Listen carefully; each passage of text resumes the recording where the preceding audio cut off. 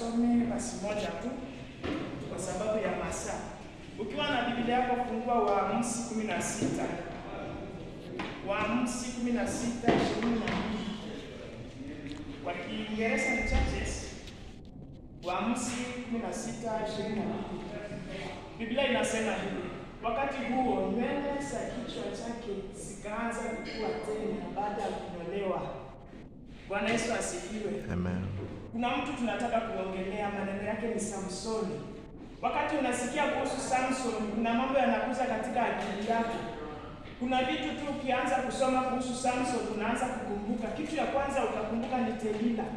Ni kitu ya kwanza tu ambacho utakumbuka ni Delila, maana amehusika katika maisha ya Samsoni pakubwa sana. Lakini nataka kuzungumzia kuhusu Samsoni. Ukianza kuzungumzia kwake, kuna mambo ambayo ni ya muhimu sana. Kitu ya kwanza ni kwa ajili ya malengo. Kuhusu malengo kwa ajili ya Samsoni.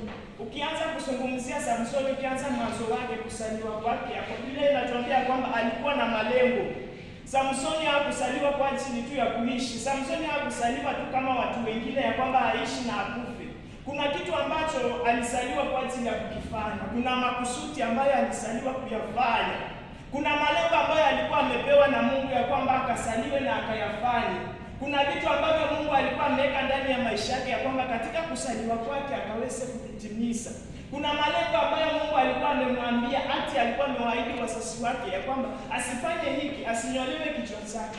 Hata katika tumbo lake, akiwa katika tumbo la mama yake, Biblia ilikuwa imesema kwamba mama yake asije akanywa kimeo chochote, asije akalewa na pombe yoyote, kwa sababu kila ambacho alikuwa amebeba katika tumbo lake kilikuwa ni kitakatifu.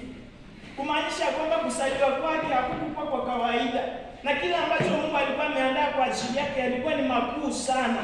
Kilikuwa ni kitu ambacho kilikuwa kitetemeshe taifa. Mambo ambayo Mungu alikuwa ameandaa kwa ajili yake, hakukuwa amesaliwa tu aishi na akufe kama watu wengine, ya kwamba alikuwa akuja akomboe taifa lake kutokana na wale Wafilisti. Bwana Yesu asifiwe.